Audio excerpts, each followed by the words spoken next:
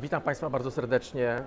Europejski Kongres Finansowy, studio My Company Polska, a moim Państwa gościem jest Dan Breznitzem, który jest autorem książki Innowacje w praktyce i jest światowym ekspertem od tego, jak kreować dobre, innowacyjne firmy. Dan, nice to have you in our studio. Nice to be here. Thank you so much for having me. So tell us how to create innovative and great companies.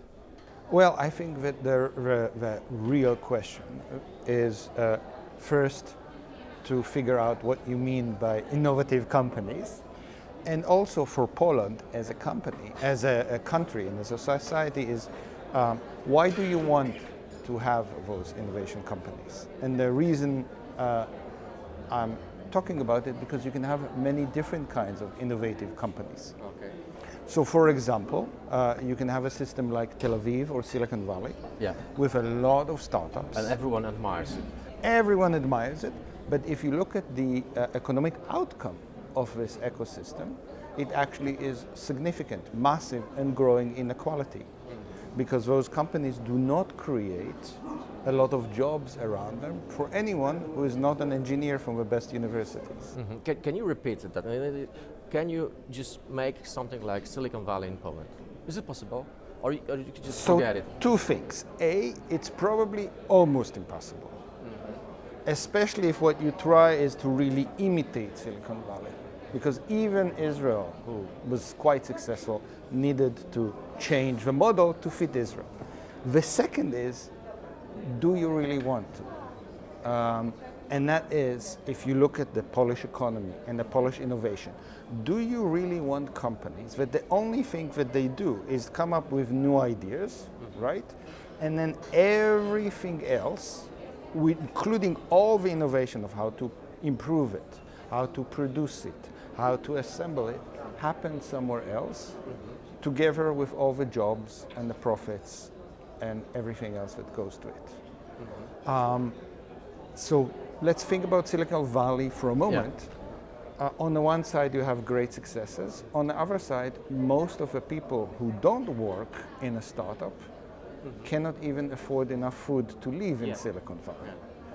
The second is, if you want cars those days, you probably have to wait 6 or 7 months even for a German car. That's not because... And you even don't get LTE model. Exactly. They don't have it.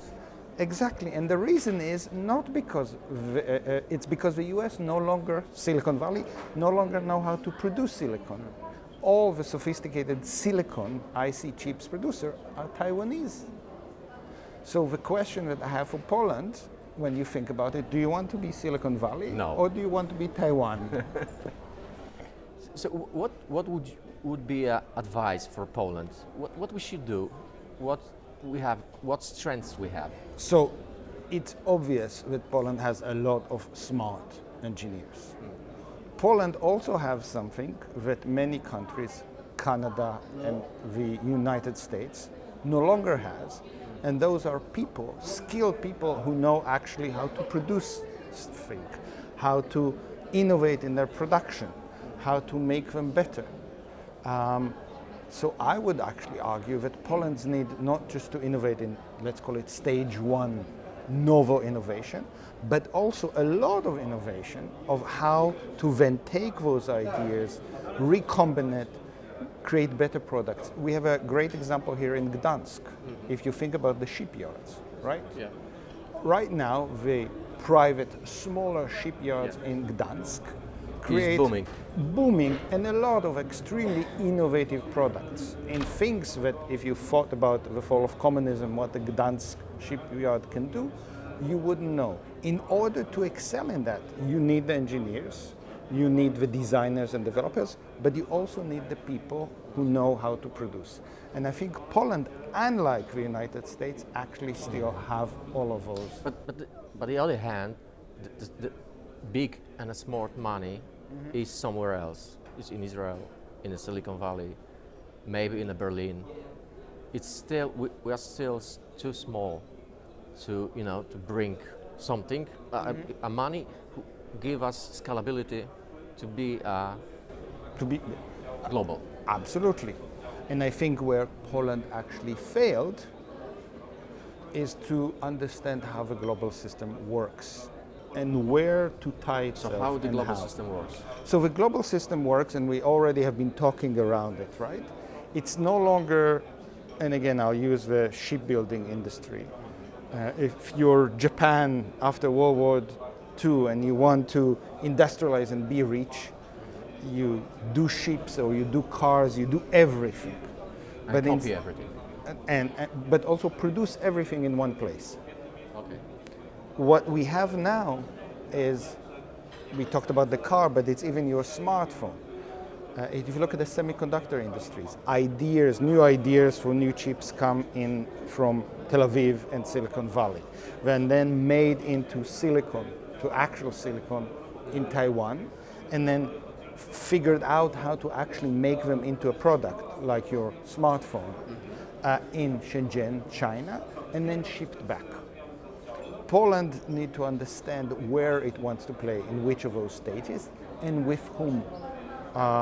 It has, I think, been a great strategy of being, let's call it, a tail to Germany. But maybe Poland needs to expand its global ties and become, if you want to think about it, a node, a hub for certain industries, certain stages, global, not just a German. I think after the pandemic, we became aware that we should more produce here in Poland, that we're not gonna just expand, and we see a lot of firms investing in their own production here in Poland. So maybe the lesson is learned.